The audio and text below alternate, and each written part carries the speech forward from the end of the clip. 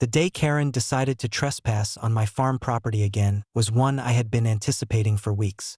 She had been fuming ever since her previous attempts to assert authority over my ranch, vehicles, and lake had failed spectacularly. This time, her audacity reached new heights. She planned to sneak onto my land to seize some supposedly disputed property, completely ignoring the fact that the sheriff, federal land records, and every surveillance system I had installed clearly documented my ownership.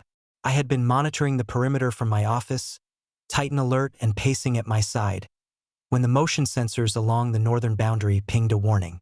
Karen, flanked by Brent and Donut, was moving cautiously through the tall grass, trying to avoid the cameras she had no chance of disabling.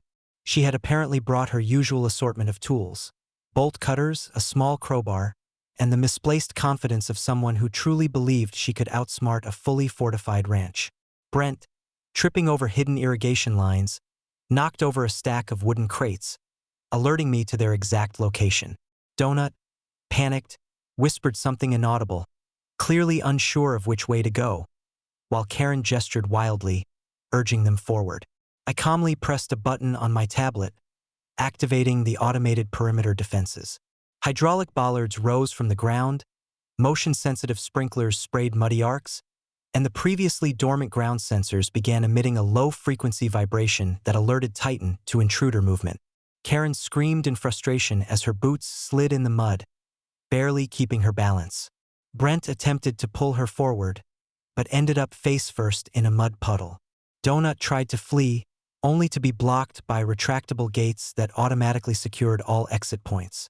I remotely unlocked the secondary defense, automated barricades and sound alarms. These weren't just any alarms.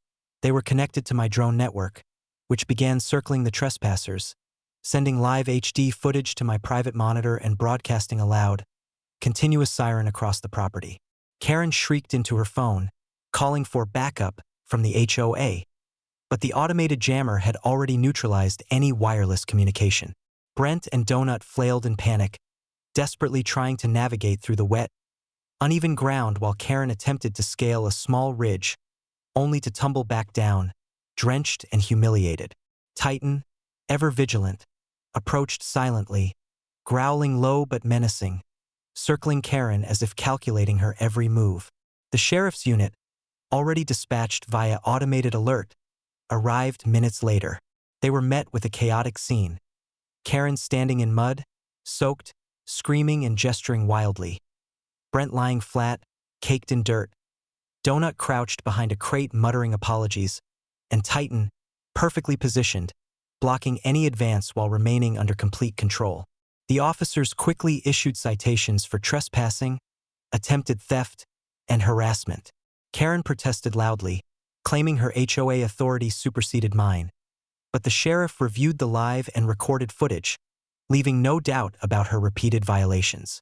I activated the final layer of defense: remote immobilization of any vehicles brought onto the property, reinforced locking of gates, and temporary flood deterrence along the northern boundary, ensuring no further intrusion could occur that day.